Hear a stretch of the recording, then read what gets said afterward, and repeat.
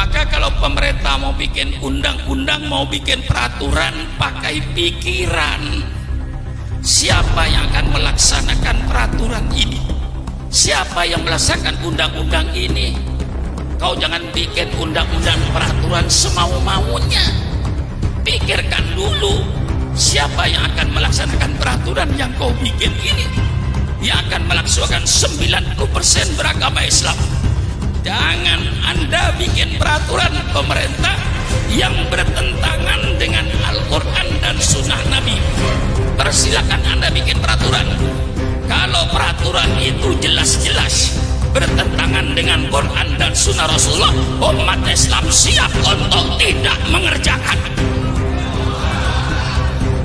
Belanda yang melarang kiai bicara politik, maka saatnya para ulama, saatnya para habaib untuk bicara politik. Selamatkan NKRI ini, selamatkan Indonesia ini, selamatkan negara Republik Indonesia ini, supaya ulama kalau sayang negara, ulama bicaralah soal politik. Subhanallah walhamdulillah wa la ilaha illallah. 100% yang saya sampaikan tadi kepada wali kota dan bapak polisi, apa saya katakan kepada beliau tadi itu persis 100%. Pidato beliau terakhir itu saya katakan, pemerintah sadarlah bahwa Indonesia ini bukan negara Islam, tapi kebetulan Indonesia ini 90% rakyatnya beragama Islam. Maka kalau pemerintah mau bikin undang-undang, mau bikin peraturan, pakai pikiran. Siapa yang akan melaksanakan peraturan ini? Siapa yang melaksanakan undang-undang ini? Kau jangan bikin undang-undang peraturan semau-maunya. Pikirkan dulu, siapa yang akan melaksanakan peraturan yang kau bikin ini? Yang akan melaksanakan 90% beragama Islam. Jangan Anda bikin peraturan, ya Pak Jinuria. Jangan Anda bikin peraturan pemerintah yang bertentangan dengan Al-Quran dan Sunnah Nabi. Persilakan Anda bikin peraturan. Kalau peraturan itu jelas-jelas bertentangan dengan Quran dan Sunnah Rasulullah, umat Islam siap untuk tidak mengerjakan. Persis tadi saya katakan, nggak ada bedanya. Inilah saudara-saudara, alhamdulillah sudah dibangkitkan semangatnya tadi. Sekarang tinggal saya ngisi ilmunya. Ya, sudah cukup tadi dibangkitkan dengan ilmunya, dengan semangatnya. Sekarang saya mau ngisi saudara. Agama Islam yang diturunkan oleh Allah terakhir sebagai penutup, itu syariat Allah dari langit sudah tumplek-blek. Bahasa Jawa ini. Ada orang Jawa enggak? Ada. Orang Jawa itu kalau sungguh-sungguh mesti kata akhir diulang. Kalau orang Jawa bilang kemarin di Jatinegara macet, nggak apa-apa, itu masih jalan. Tapi kalau orang Jawa bilang kemarin Pak Kiai di Jatinegara jalan macet, itu orang Jawa itu. Matiin mesin. Udah, nggak usah jalan, matiin aja mesin udah. Kalau sudah macet, syariat Allah diturunkan oleh Allah sesuai dengan kepentingan manusianya. Tidak diturunkan sekaligus sama Nabi Adam. Karena diturunkan sekaligus sama Nabi Adam, banyak yang tidak dijalankan. Zaman Nabi Adam tidak ada undang-undang nyolong. Mengapa tidak ada undang nyolong? Karena zaman Nabi Adam tidak ada orang nyolong. Mengapa tidak ada orang nyolong? Karena tidak ada orang. Selesai. Untuk apa diturunkan undang-undang nyolong? Nggak ada gunanya itu. Dunia belum dikapling-kapling. Negara saja belum ada. perlu, nggak diturunkan oleh Allah. Zaman Nabi Adam tidak diturunkan undang-undang perkawinan sempurna seperti kita ini. Mengapa? Karena zaman Nabi Adam tidak ada orang kawin. Mengapa tidak ada orang kawin? Ya tidak ada orang. Siapa mau jadi besan? Cukup Allah kasih kemurahan. Kakak kandung kawin dengan adik kandung, adik kandung. Kalau sekarang di Jatinegara ada orang mau kawin dengan adik kandungnya sendiri, itu anak salah lahir. Mestinya lahirnya zaman Nabi Adam. Datang Nabi Nuh sempurnakan, datang Nabi Ibrahim sempurnakan, datang Nabi Musa sempurnakan, datang Nabi Isa sempurnakan dengan kitab Injilnya. Datang Nabi Muhammad, semua kitab ditarik oleh Allah. Maka semua kitab ini sebenarnya menurut Al-Quran sudah tidak ada di permukaan bumi.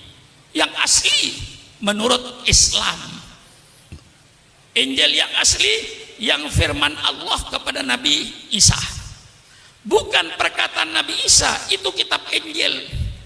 Kitab Taurat itu perkataan firman Allah kepada Nabi Musa, dan bukan perkataan Nabi Musa sebagaimana Al-Quran. Al-Quran diturunkan sempurna, semua syarat Allah tumplak blek, tumplak blek, gak ada sisanya lagi sudah. Sehingga Islam diturunkan mengatur segala-galanya.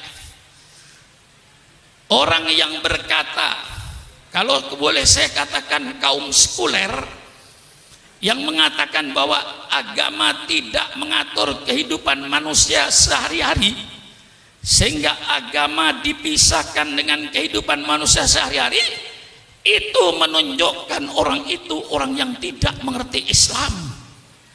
Kalau dia mengerti Islam dan mengerti syariat Islam, tidak mungkin dia berfaham sekularisme, karena Islam mengatur segala-galanya, mengatur rumah tangga. Mengapa Islam mengatur rumah tangga? Jawabannya gampang, supaya yang namanya suami, yang namanya istri, yang namanya anak mempunyai akhlakul karimah. Maka Islam bicara rumah tangga, bagaimana kewajiban suami, kewajiban istri untuk membentuk anggota rumah tangga berakhlakul karimah. Innama bu'itsu liutammima makarimal akhlak. Allah berbicara soal bermasyarakat, bagaimana kita bertetangga, bermasyarakat supaya rukun, supaya damai. Kembalikan kepada ajaran Islam, mesti rukun, mesti damai. Tetangga dengan tetangga mempunyai akhlakul karimah. Mangkana yu'minu billahi wal yaumil akhir falyukim jarahu. Subhanallah. Mengapa Islam bicara soal bermasyarakat? Supaya anggota masyarakat itu bermoral, berakhlak. Islam berbicara soal pertanian. Mengapa Islam bicara soal pertanian? Supaya petani-petani itu berakhlak Islam. Jangan ngambil tanah orang walaupun satu jengkal, akan dikalungkan api neraka. Tanamlah tanah yang milikmu, jangan sampai menanam tanam milik orang lain. Nanti setelah panen apa kewajibannya? Lihat fakir miskin. Itulah sebabnya Islam bicara soal pertanian, supaya petani-petani itu berakhlak, bermoral. Mengapa Islam bicara ekonomi? Bicara soal jual beli, bicara soal koperasi. Siapa bilang Islam tidak bicara soal ekonomi? Orang yang berkata Islam tidak bicara ekonomi, itu orang yang bodoh, tidak tahu syariat Islam. Kalau dia baca Fathul Qorib, dia baca Fathul Mu'in, ada babul bai', bab dengan jual beli. Ahallallahul bai'a wa harramar riba. Ini ekonomi. Ar-rasi wal murtasi finnar. Orang yang menyuap dan yang terima suap di neraka. La ta'kulu amwalakum bainakum bil batil. Jangan kau makan harta orang lain dengan cara yang batil. ngurangin timbangan dan seterusnya. Islam mengatur ekonomi sampai cara mesen barang. Islam mengatur menurut sunnah Rasulullah bagaimana cara mesen barang, bagaimana berkooperasi. Islam mengatur bagaimana cara penanaman modal yang dikenal dalam hukum fikih babul qirot. Ada yang membaca babul qirot, persilakan. Bagaimana investasi dalam Islam. Islam berbicara sampai mendetil bagaimana memesan barang. Ya kayak sekarang ada online, ada syarat-syaratnya, memesan namanya babus salam. Bagaimana kita memesan barang, syaratnya bagaimana, pembayarannya bagaimana. Persilakan baca Fathul Qarib, Fathul Muin.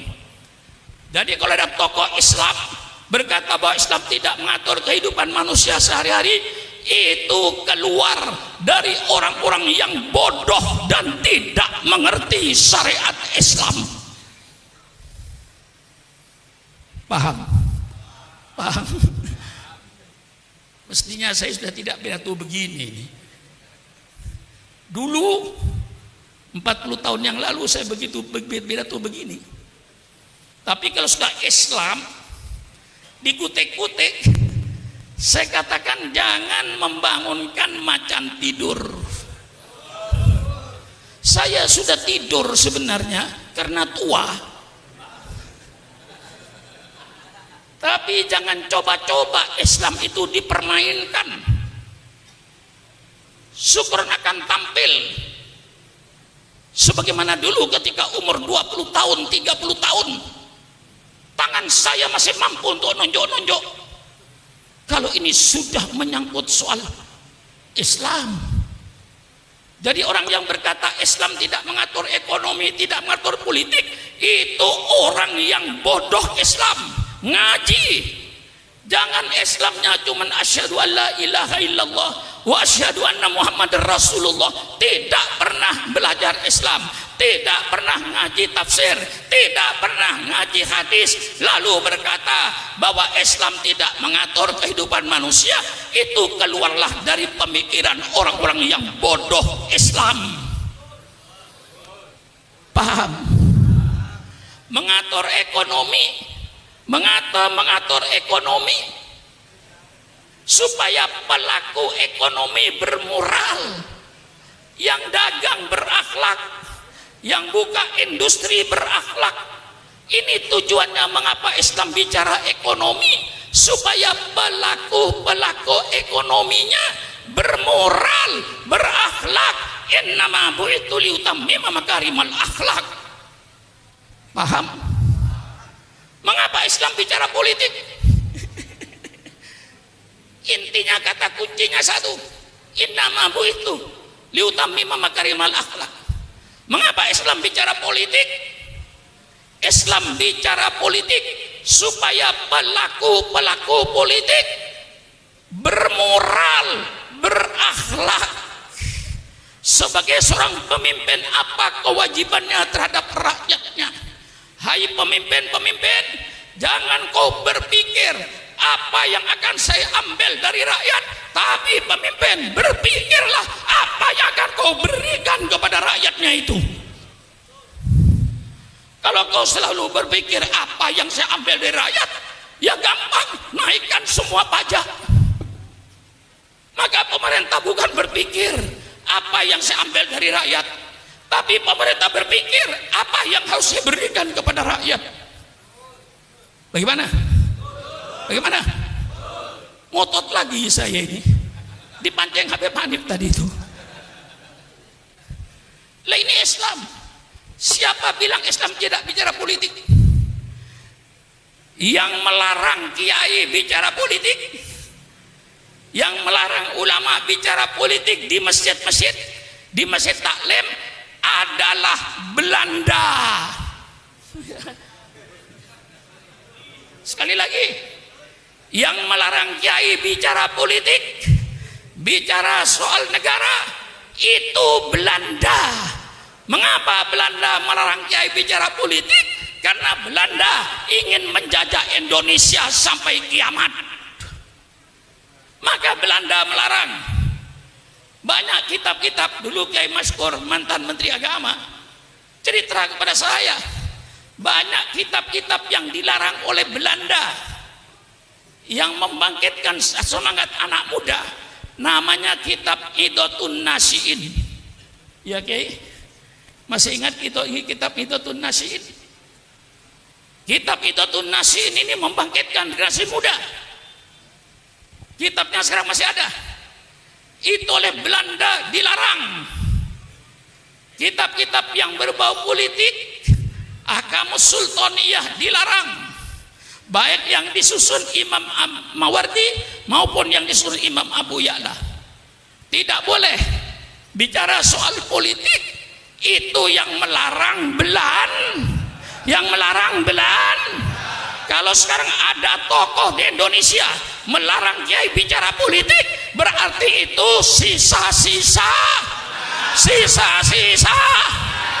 Tolong berhadapan dengan Syukuron Makmun. Mari kita duduk di atas meja dengan damai, dengan sejuk, sambil minum kopi. Betul? Mari bicara. Jangan ngomong sembarangan kalau tidak ngerti Islam. Di mana kau ngajinya? Di mana kau menuntut ilmunya? Mentang-mentang jadi tokoh, tidak pernah ngaji Islam, berbicara orang Islam. Ini yang merusak Islam di Indonesia ini. Mari secara ilmiahnya saya kupas. Quran, ayat politik dalam Quran terlalu banyak. Saudara kenal baldatun thayyibatun wa rabbun ghafur? Di mana itu? Di mana itu? Apa baldatun thayyibatun wa rabbun ghafur? Negara yang baik, negara yang aman, negara yang damai, negara yang sejahtera. Itu dalam surat As-Saba. Itu tertulis dalam Al-Quran. Masih banyak ayat-ayat yang berbicara soal negara. Banyak. Saya kasih sebagian saja. Lau anna ahlal qura amanu wattaqau lafatahna alaihim barakatim minas sami walakin dzakadzabu fa'udnahum bima kanu yaksibun. Ini ayat bicara politik negara. Seandainya penduduk negeri ini beriman dan bertakwa kepada Allah, pasti kata Allah, saya bukakan keberkahan dari langit. Hujan turun berkah, bukan angin puting beliung. Hujan turun berkah, bukan banjir bandang. Hujan yang membawa keberkahan. Kami buka keberkahan dari bumi. Buah-buahannya tumbuh, padinya tumbuh, jagungnya tumbuh, yang subur, makmur. Lau anna ahlal qura amanu wattaqau. Ini ayat menyebut suatu negara. Wa daraballahu mathalan qaryatan kanat aminatan mutmainnah ya'tiha rizquha rawadan min kulli makan fakafarat bi an'amillah fa'ataqallahu libasal ju'i wal khawfi bima kanu yasnaun. Ini ayat politik. Allah memberikan satu contoh negara yang aman, negara yang tentram. Mengapa aman tentram? Karena keadilan. Allah datangkan rezekinya yang berlimpah ruah dari segala penjuru. Negara ini yang menjadi cita-cita setiap manusia. Negara seperti di Quran ini yang diharapkan oleh semua manusia. Tapi apa yang terjadi? Fakafarat bi an'amillah. Mereka lalu ingkar kepada nikmat Allah. Allah tukar. Fa'adaqahul libasal ju'i wal khawfi bima kanu yasnaun. Allah tukar rezeki yang berlimpah ruah dengan kelaparan. Berapa banyaknya bangsa Indonesia sedang lapar hari ini? Subhanallah, subhanallah. Allah tukar keamanan dan ketenangan dengan kegelisahan. Lihat sekarang ini di Irian, di mana-mana tempat. Subhanallah, subhanallah. Allah bicara negara, malah Allah menceritakan lagi bagaimana Allah cara menghancurkan suatu negara. Ini terperinci dalam Al-Quran. Dalam Al-Quran terperinci. Idza aradna an nuhlika qaryatan amarna mutrafiha fafasaku fiha faqqa alaihil qawlu fadammarnaha tadmira. Kalau Allah ingin menghancurkan suatu negara, apa yang Allah jadikan? Allah perintahkan orang-orang yang bergelimang dalam kenikmatan untuk taat kepada Allah, tapi mereka tidak taat kepada Allah. Orang-orang kayanya yang bergelimang dengan kenikmatan itu, mereka main perempuan, main judi, mabuk-mabukan, segala larangan Allah. Itulah Allah hancurkan negeri itu. Kalau ini sudah terjadi, ada yang membaca tafsir itu bukan amarna, dibaca amarna. Kalau Allah ingin menghancurkan suatu negara, maka Allah jadikan pemimpin negaranya itu orang-orang yang bergelimang dalam kemewahan. Karena mereka sudah bergelimang dalam kemewahan, dengan makan duit rakyat, dia lupa kepada rakyatnya. Dia kerjakan kedoliman, dia kerjakan ketidakadilan. Disitulah Allah hancurkan negeri itu. Bagaimana? Ini nyumbang atau menduskan Habib Hamid aja saya ini. Ya karena saya orang tua, maka diletakkan belakang itu benar itu. Persilakan Kiai bicara, segala macam bicara bebas. Syukur Rahman suruh terakhir mesti nyambung. Kayak asli pidato, saya belakangan nyambung. Setiap Kiai pidato saya belakangan nyambung. Tinggal nerusin aja. Maklum umurnya 81 tahun. Ya, bicara 8 apa? Saya ini pidato Habib Hanif sudah 53 tahun. Saya pidato sejak zaman Bung Karno. Saya sudah pidato melawan Bung Karno. Mestinya orang Betawi itu secara psikologisnya sudah bosan melihat saya. Mestinya bosan Anda. Masa lihat muka saya 53 tahun, mendengar suara saya mulai saudara di ibtidaiyah, mulai di sanawiyah, sampai sekarang jadi kiai. Insya Allah Kiai Munawir asli itu mendengar pidato saya barangkali di sanawiyah waktu itu, mendengar pidato saya, mestinya Kiai sudah bosan mendengar suara saya ini. 52 tahun 36 tahun suaranya itu aja, mukanya itu aja. Bosan enggak? Bosan enggak? Mengapa tidak bosan? Saya memberikan ini bahwa Islam itu bicara politik. Belanda yang melarang kiai bicara politik, maka saatnya para ulama, saatnya para habaib untuk bicara politik.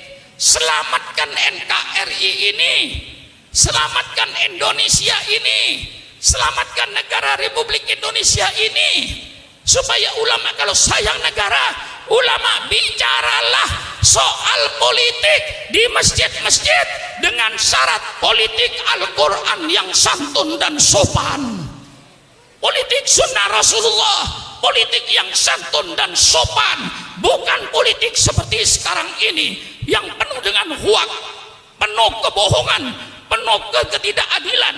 Mari kita bikin politik yang sopan, politik yang santun, kembali politik yang sopan, politiknya Al-Qur'an.